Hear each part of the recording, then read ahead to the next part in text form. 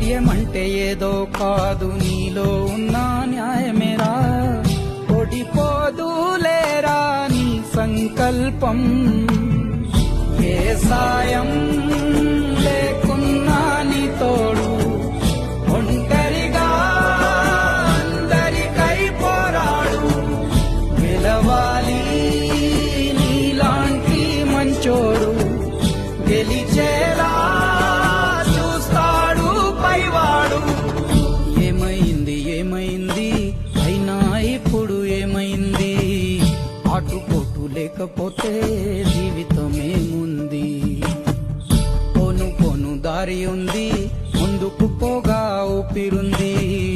చీకటైన దారుల్లోనే